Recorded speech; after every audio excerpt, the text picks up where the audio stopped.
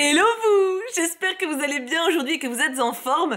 J'ai sorti mon outfit d'été préféré, à savoir ma petite robe de plage, parce que ça y est, quand il commence à faire chaud, je passe en mode survie, hein, donc je peux pas me balader ni tourner à poil, mais on fait comme si. On se retrouve pour la suite de Madame Bovary. Je sais plus si je l'ai dit la semaine dernière, mais on est déjà proche de la fin, on devrait le terminer pour mi-juillet normalement, et on a dépassé les 70% du roman, donc on est vraiment... on se rapproche de plus en plus de l'échéance. Pour le moment... Ah, il y a Merlin qui vient de monter, je ne sais pas si... Non, vous allez pas le voir. Mais il est monté pour faire un câlin. Pour le moment, du coup, disais-je, on est avec une Emma qui se sent plutôt pas mal, puisqu'elle a retrouvé Léon. À mon avis, c'est pas une super idée, hein, parce que le Léon de base n'était pas très dégourdi, mais le fait qu'il ait copulé à la capitale n'a pas dû l'aider niveau... comment dire ça? Responsabilité, tu vois. Donc écoutez, je propose qu'on continue. Nous sommes à la page... Nous sommes à la page combien? Nous sommes à la page 291. Allons-y pour nos chapitres du jour. Chapitre 2 de la 3e partie. En arrivant à l'auberge, Madame Bovary fut étonnée de ne pas apercevoir la diligence. Yvette, qui l'avait attendue 53 minutes, avait fini par s'en aller. Rien pourtant ne la forçait à partir, mais elle avait donné sa parole qu'elle reviendrait le soir même. D'ailleurs, Charles l'attendait. Et déjà elle se sentait au cœur cette lâche docilité qui est, pour bien des femmes, comme le châtiment tout à la fois et la rançon de l'adultère. Vivement elle fit sa malle, paya la note, prit dans la cour un cabriolet, et pressant le palefrenier, l'encourageant, s'informant à toute minute de l'heure et des kilomètres parcourus, parvint à rattraper l'hirondelle vers les premières maisons de Quincampoix. À peine assise dans son coin, elle ferma les yeux et les rouvrit au bas de la côte, où elle reconnut de loin Félicité qui se tenait en vedette devant la maison du maréchal. Yvette retint ses chevaux, et la cuisinière, se haussant jusqu'au Vassista, dit mystérieusement « Madame, il faut que vous alliez tout de suite chez Monsieur Homais. C'est pour quelque chose de pressé. » Le village était silencieux, comme d'habitude. Au coin des rues, il y avait des petits tas roses qui fumaient à l'air, car c'était le moment des confitures, et tout le monde à Yonville confectionnait sa provision le même jour. Mais on admirait devant la boutique du pharmacien un tas beaucoup plus large, et qui dépassait les autres de la supériorité qu'une officine doit avoir sur les fourneaux bourgeois, un besoin général sur des fantaisies individuelles. Elle entra. Le grand fauteuil était renversé, et même le fanal de Rouen gisait par terre, étendu entre les deux pilons. Elle poussa la porte du couloir, et, au milieu de la cuisine, parmi les jarres brunes pleines de groseilles égrenées, du sucre râpé, du sucre en morceaux, des balances sur la table, des bassines sur le feu, elle aperçut tous les Homais, grands et petits, avec des tabliers qui leur montaient jusqu'au menton, et tenant des fourchettes à la main. Justin, debout, baissait la tête, et le pharmacien criait. « Qui t'avait dit de l'aller chercher dans le Capharnaüm ?»« Qu'est-ce donc? Qu'y a-t-il ?»« Ce qu'il y a !» répondit l'apothicaire. On fait des confitures, elles cuisent, mais elles allaient déborder à cause du bouillon trop fort. Et je commande une autre bassine. Alors lui, par mollesse, par paresse, a été prendre suspendu à son clou dans mon laboratoire la clé du Capharnaüm. L'apothicaire appelait ainsi un cabinet, sous les toits, plein des ustensiles et des marchandises de sa profession. Souvent, il y passait seul de longues heures à étiqueter, à transvaser, à reficeler, et il le considérait non comme un simple magasin, mais comme un véritable sanctuaire, d'où s'échappaient ensuite, élaborées par ses mains, toutes sortes de pilules, bols, tisanes, lotions et potions qui allaient répandre aux alentours sa célébrité. Personne au monde n'y mettait les pieds, et il le respectait si fort qu'il le balayait lui-même. Enfin, si la pharmacie ouverte à tout venant était l'endroit où il étalait son orgueil, le Capharnaüm était le refuge où, se concentrant égoïstement, Homais se délectait dans l'exercice de ses prédilections. Aussi, les tourderies de Justin lui paraissaient-elles monstrueuses d'irrévérence. Et, plus Rubicon que les groseilles, il répétait « Oui, du Capharnaüm! La clé qui enferme les acides avec les alcalis caustiques! Avoir été prendre une bassine de réserve, une bassine à couvercle, et dont jamais, peut-être, je ne me servirai! Tout a son importance dans les opérations délicates de notre art. Mais que diable, il faut établir des distinctions et ne pas employer des usages presque domestiques, ce qui est destiné pour les pharmaceutiques. C'est comme si on découpait une poularde avec un scalpel, comme si un magistrat... « Mais calme-toi » disait Madame Homais.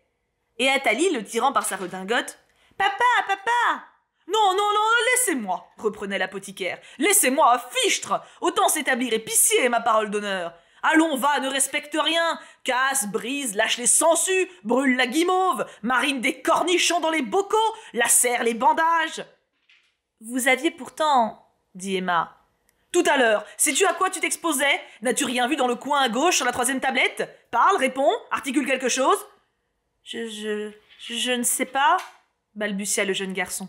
Ah! Ah, tu ne sais pas? Eh bien, je sais, moi. Tu as vu une bouteille en verre bleu cachetée avec de la cire jaune, qui contient une poudre blanche, sur laquelle même j'avais écrit « dangereux ». Et c'est tout ce qu'il y avait dedans? De l'arsenic. Et tu vas toucher à cela? Prendre une bassine qui est à côté? À côté? S'écria Madame Homais en joignant les mains. De l'arsenic? Tu pouvais nous empoisonner tous?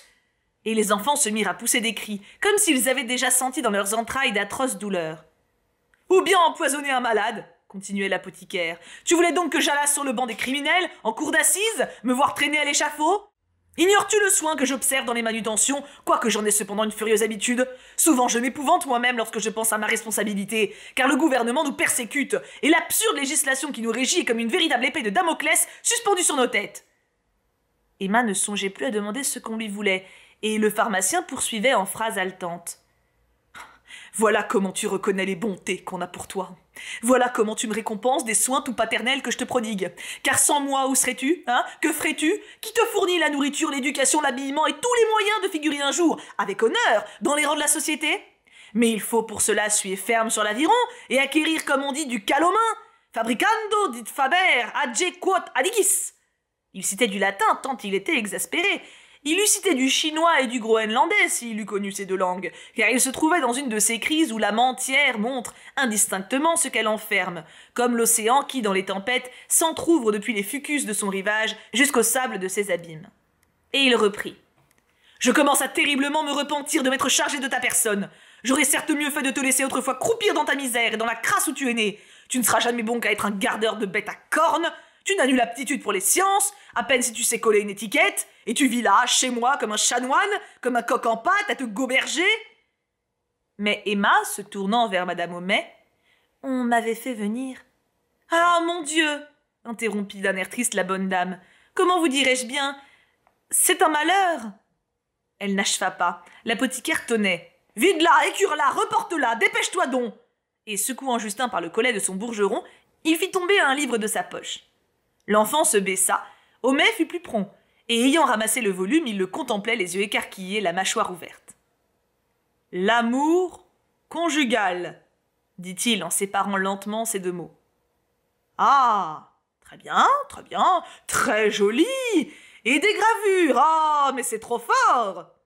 Madame Homais s'avança. « Non, n'y touche pas !» Les enfants voulurent voir les images. « Sortez !»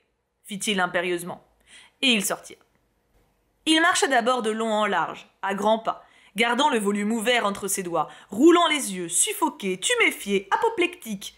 Puis il vint droit à son élève et, se plantant devant lui les bras croisés, « Mais tu as donc tous les vices, petit malheureux. Oh, prends garde, tu es sur une pente. Tu n'as donc pas réfléchi qu'il pouvait, ce livre infâme, tomber entre les mains de mes enfants, mettre l'étincelle dans leur cerveau, ternir la pureté d'Athalie, corrompre Napoléon? Il est déjà formé comme un homme.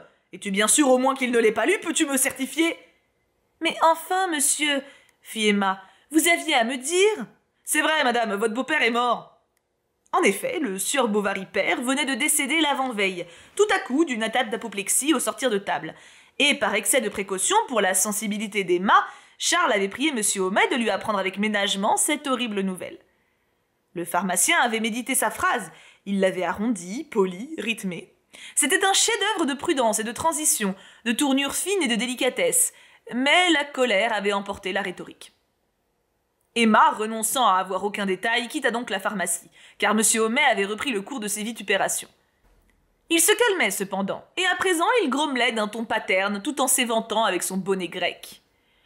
Bon, ce n'est pas que je désapprouve entièrement l'ouvrage. L'auteur était médecin. Il y a là-dedans certains côtés scientifiques qu'il n'est pas mal à un homme de connaître, et j'oserais dire qu'il faut qu'un homme connaisse.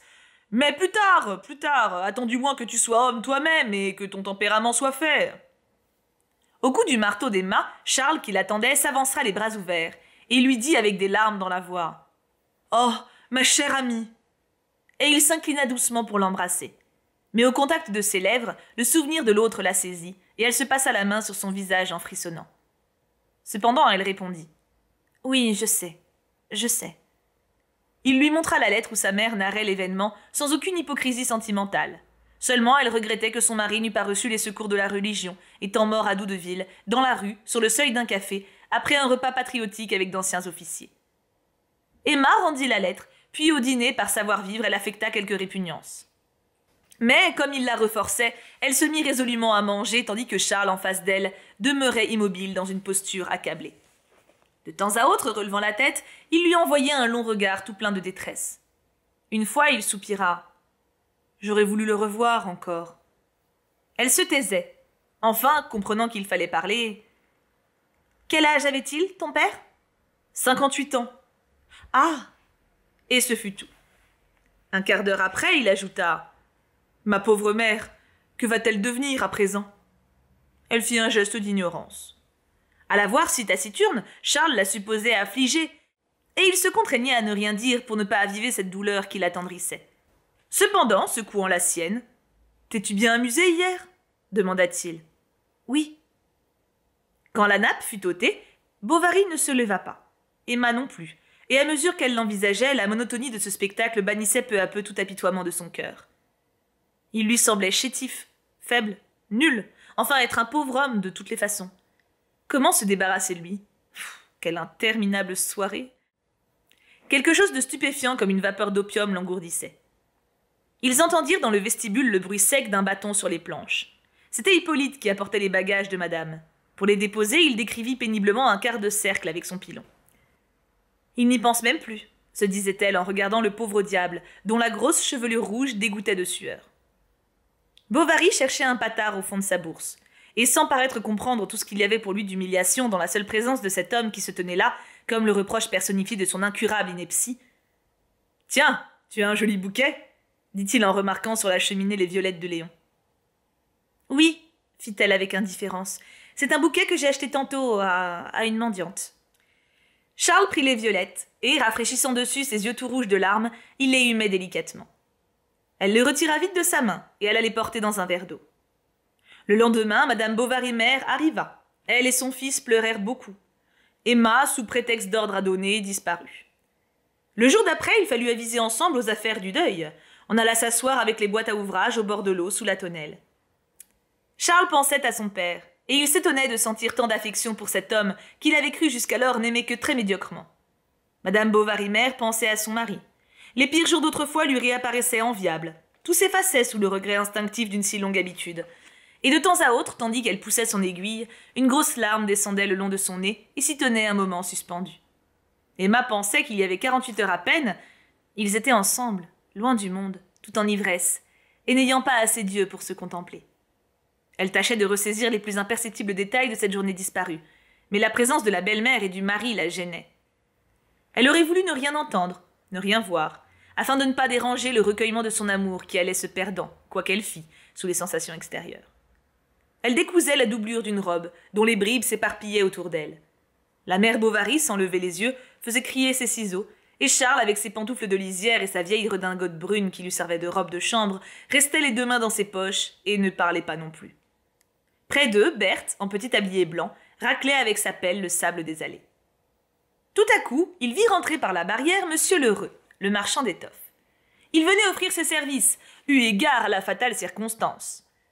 Emma répondit qu'elle croyait pouvoir s'en passer. Le marchand ne se tint pas pour battu. « Mille excuses, dit-il.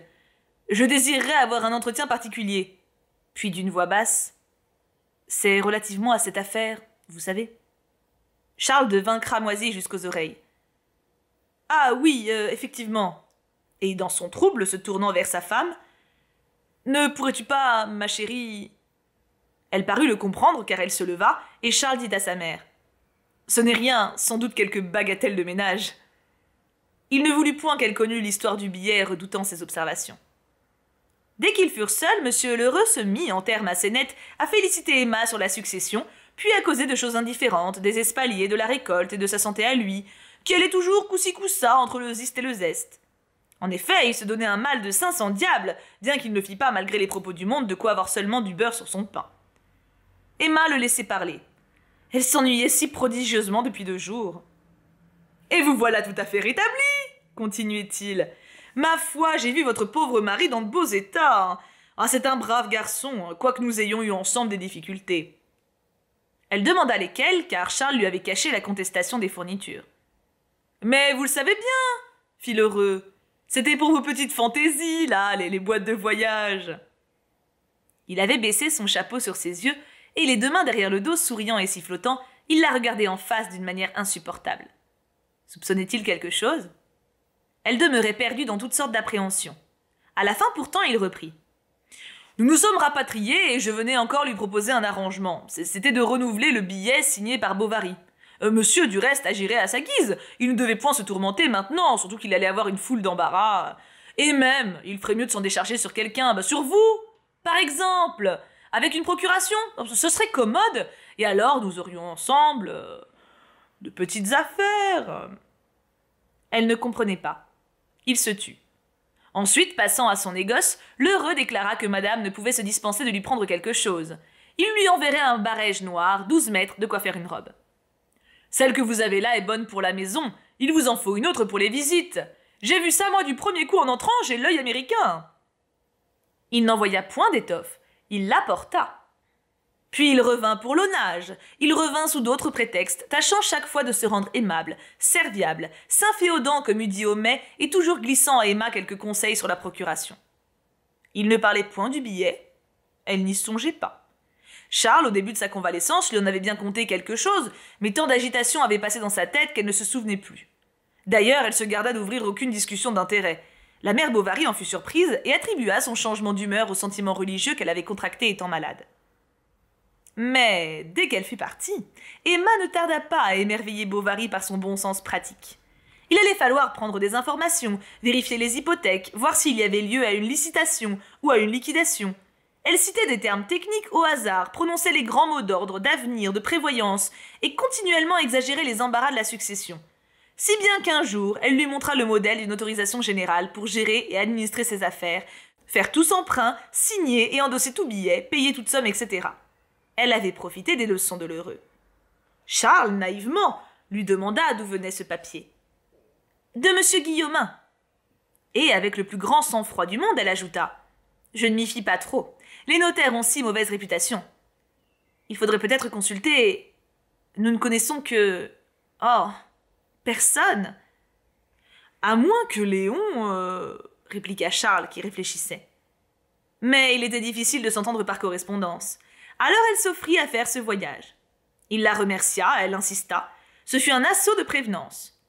Enfin, elle s'écria d'un ton de mutinerie factice. « Non, je t'en prie, j'irai. »« Comme tu es bonne, » dit-il en la baisant au front. Dès le lendemain, elle s'embarqua dans l'hirondelle pour aller à Rouen consulter Monsieur Léon, et elle y resta 3 jours. Fin du chapitre. Alors pour le coup, il y a une Ilu qui est là. Hop, donc Emma qui porte le deuil, à qui cela va divinement, n'est-ce pas? Bon, alors niveau thune, ils vont s'enterrer, clairement, parce que Emma n'y connaît rien, et le monsieur l'heureux, il le sait très bien. Le coup de Homais, en fait, j'aime beaucoup le côté trivial à chaque fois, et hyper idiot des conversations qu'il y a avec en général Homais ou Monsieur Bovary qui sont hyper terre à terre, quoi. Et à chaque fois, ça arrive quand Emma a des aspirations romantiques hyper lyriques. Donc elle revient de son date avec Léon en mode hyper genre « Oh, l'amour c'est tellement beau, la vie est tellement belle ». Et là, bim, il y a Homais en mode « Oh, franchement, elle ma bassine ». Enfin, je trouve que c'est hyper bien rendu vraiment en termes de ressenti. Et si ça vous va, on continue avec le chapitre 3. Alors j'ai regardé, on va enchaîner les chapitres 3 et 4 parce que le chapitre 3 fait littéralement 2 pages et le chapitre 4 aussi. Donc à mon avis par contre la semaine prochaine ça sera une vidéo plus longue puisque j'ai regardé les chapitres 5 et 6 sont éternels. Mais c'est pas grave, il faut des vidéos à différents rythmes, n'est-ce pas? Allons-y pour le chapitre 3. Ce furent 3 jours pleins, exquis, splendides, une vraie lune de miel. Ils étaient à l'hôtel de Boulogne, sur le port. Et ils vivaient là, volets fermés, portes closes, avec des fleurs par terre et des sirops à la glace qu'on leur apportait dès le matin. Vers le soir, ils prenaient une barque couverte et allaient dîner dans une île. C'était l'heure où l'on entend au bord des chantiers retentir le maillet des calfats contre la coque des vaisseaux. La fumée du goudron s'échappait d'entre les arbres, et l'on voyait sur la rivière de larges gouttes grasses, ondulant inégalement sous la couleur pourpre du soleil, comme des plaques de bronze florentin qui flottaient. Ils descendaient au milieu des barques amarrées, dont les longs câbles obliques frôlaient un peu le dessus de la barque. Les bruits de la ville, insensiblement, s'éloignaient. le roulement des charrettes, le tumulte des voix, le jappement des chiens sur le pont des navires. Elle dénouait son chapeau, et ils abordaient à leur île. Ils se plaçaient dans la salle basse d'un cabaret qui avait à sa porte des filets noirs suspendus. Ils mangeaient de la friture d'éperlan, de la crème et des cerises. Ils se couchaient sur l'herbe, ils s'embrassaient à l'écart sous les peupliers, et ils auraient voulu, comme deux Robinson, vivre perpétuellement dans ce petit endroit qui leur semblait, en leur béatitude, le plus magnifique de la terre. Ce n'était pas la première fois qu'ils apercevaient des arbres, du ciel bleu, du gazon, qu'ils entendaient l'eau couler et la brise soufflant dans le feuillage, mais ils n'avaient sans doute jamais admiré tout cela, comme si la nature n'existait pas auparavant, ou qu'elle n'eût commencé à être belle que depuis l'assouvissance de leurs désirs. À la nuit, ils repartaient. La barque suivait le bord des îles. Ils restaient au fond tous les deux, cachés par l'ombre sans parler. Les avirons carrés sonnaient entre les volets de fer, et cela marquait dans le silence comme un battement de métronome, tandis qu'à l'arrière, la Beauce qui traînait ne discontinuait pas son petit clapotement doux dans l'eau. Une fois la lune parut, alors ils ne manquèrent pas à faire des phrases, trouvant l'astre mélancolique et plein de poésie. Même elle se mit à chanter. « Un soir t'en souvint-il, nous voguions, etc. etc. » Sa voix harmonieuse et faible se perdait sur les flots, et le vent emportait les roulades que Léon écoutait passer comme des battements d'ailes autour de lui. Elle se tenait en face, appuyée contre la cloison de la chaloupe, où la lune entrait par un des volets ouverts. Sa robe noire, dont les draperies s'élargissaient en éventail, l'amincissait, la rendait plus grande. Elle avait la tête levée, les mains jointes, et les deux yeux vers le ciel. Parfois, l'ombre des saules la cachait en entier, puis elle réapparaissait tout à coup comme une vision dans la lumière de la lune. Léon, par terre, à côté d'elle, rencontra sous sa main un ruban de soie ponceau. Le batelier l'examina et finit par dire « Ah, mais c'était à une compagnie que j'ai promenée l'autre jour. Ils sont venus un tas de farceurs, messieurs et dames, avec des gâteaux, du champagne, des cornets à piston, tout le tremblement. Il y en avait un surtout, un grand bel homme à petite moustache qui était joliment amusant. Et il disait comme ça « Allons, conte-nous quelque chose, Adolphe, Dodolphe, je crois. » Elle frissonna. « Tu souffres ?» fit Léon en se rapprochant d'elle. « Oh, ce n'est rien, sans doute la fraîcheur de la nuit. »« Et qui ne doit pas manquer de femme non plus, hein ?» ajouta doucement le vieux matelot, croyant dire une politesse à l'étranger. Puis, crachant dans ses mains, il reprit ses avirons. Il fallut pourtant se séparer. Les adieux furent tristes. C'était chez la mère Rollet qu'il devait envoyer ses lettres, et elle lui fit des recommandations si précises à propos de la double enveloppe qu'il admira grandement son astuce amoureuse. « Ainsi, tu m'affirmes que tout est bien ?» dit-elle dans le dernier baiser. « Oui, certes. » Mais pourquoi donc, songea-t-il après en s'en revenant seul par les rues, tient-elle si fort à cette procuration? Grande question, Léon. Et mention de Rodolphe qui fait mal aux fesses. Chapitre 4, j'avais pas menti, il est court. Hein. Léon bientôt prit devant ses camarades un air de supériorité, s'abstint de leur compagnie et négligea complètement les dossiers. Il attendait ses lettres, il les relisait, il lui écrivait, il l'évoquait de toute la force de son désir et de ses souvenirs. Au lieu de diminuer par l'absence, cette envie de la revoir s'accrut, si bien qu'un samedi matin il s'échappa de son étude. Lorsque du haut de la côte il aperçut dans la vallée le clocher de l'église avec son drapeau de fer blanc qui tournait au vent, il sentit cette délectation mêlée de vanité triomphante et d'attendrissement égoïste que doivent avoir les millionnaires quand ils reviennent visiter leur village. Il alla rôder autour de sa maison.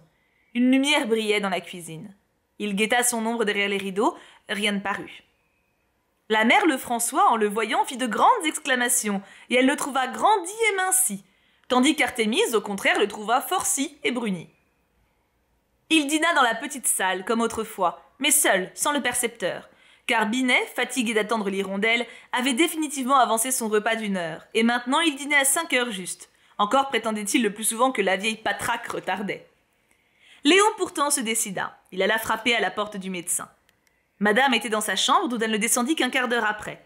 Monsieur parut enchanté de le revoir, mais il ne bougea de la soirée ni de tout le jour suivant.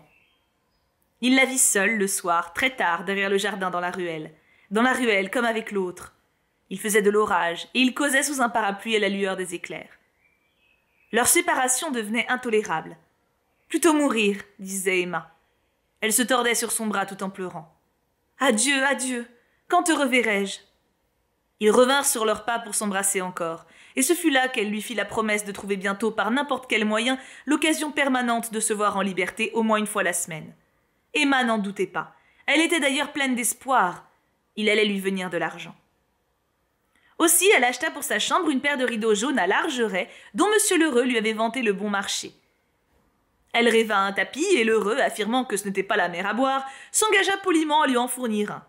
Elle ne pouvait plus se passer de ses services. 20 fois dans la journée, elle l'envoyait chercher, et aussitôt il plantait là ses affaires sans se permettre un murmure. On ne comprenait point davantage pourquoi la mère Rollet déjeunait chez elle tous les jours, et même lui faisait des visites en particulier. Ce fut vers cette époque, c'est-à-dire vers le commencement de l'hiver, qu'elle parut prise d'une grande ardeur musicale. Un soir que Charles l'écoutait, elle recommença 4 fois de suite le même morceau, et toujours en se dépitant, tandis que sans y remarquer de différence, il s'écriait « Bravo, très bien! Oh, mais tu as tort, va donc !»« Eh non, c'est exécrable, j'ai les doigts rouillés !» Le lendemain, il la pria de lui jouer encore quelque chose. « Soit, pour te faire plaisir. » Et Charles avoua qu'elle avait un peu perdu. Elle se trompait de portée, barbouillait, puis s'arrêtant court. « Ah, c'est fini!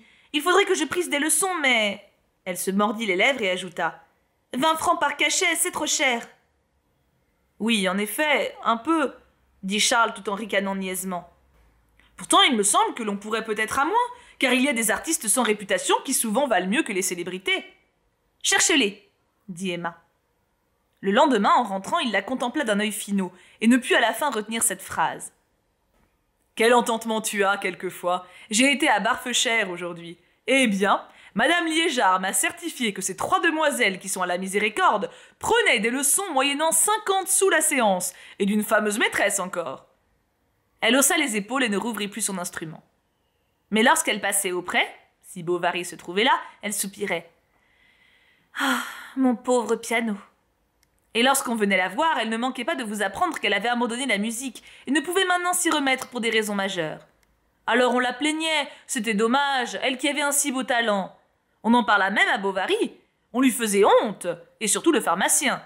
« Vous avez tort, il ne faut jamais laisser en friche les facultés de la nature. D'ailleurs, songez, mon bon ami, qu'en engageant madame à étudier, vous économisez pour plus tard sur l'éducation musicale de votre enfant.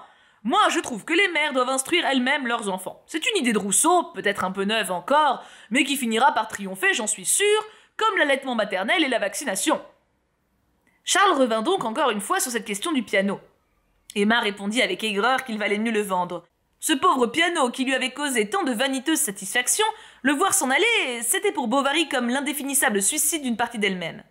« Si tu voulais, disait-il de temps à autre, une leçon, cela ne serait pas, après tout, extrêmement ruineux. »« Mais les leçons, répliquait-elle, ne sont profitables que suivies. » Et voilà comme elle s'y prit pour obtenir de son époux la permission d'aller à la ville une fois la semaine voir son amant. On trouva même, au bout d'un mois, qu'elle avait fait des progrès considérables. Et c'est la fin du chapitre. Et Emma est une fourbasse. La vache, elle a cumulé les arnaques là. Oh, au niveau du pognon, du coup, elle a la procuration pour elle, donc c'est elle qui gère l'argent et du coup elle dilapide tout. Et elle a entourloupé ce pauvre Charles pour rejoindre Léon quand elle le veut. Du coup, pour ceux qui suivent les pages, nous sommes à la page 310. Et du coup, la semaine prochaine, on va avoir une grosse session. D'ailleurs, je me rends compte que j'avais dit mi-juillet pour la fin du livre. En fait, ça va dépendre de la taille des chapitres, puisque vraiment, la semaine pro, c'est 2 gros morceaux.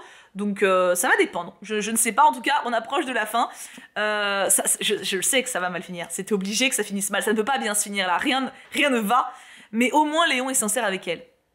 Il est ce qu'il est, mais il tient à elle, et franchement c'est déjà pas mal. Quand on voit ce qu'elle a vécu avant, écoute, faut se contenter de ce qu'on a. Hein. Sur ce, je vous laisse là, j'ai hâte d'être à la fin et en même temps j'ai pas envie parce que j'ai envie d'inventer une fin en fait, voilà. On devrait faire ça en atelier d'écriture sur le serveur Discord, inventer une fin à Madame Bovary, et une fin heureuse tant qu'à faire. Je vous laisse donc là, je vous fais 1000 bisous, n'hésitez pas à me dire en commentaire ce que vous avez pensé des chapitres du jour, du coup des 3, et je vous aime très fort. Mouah, bisous tout plein.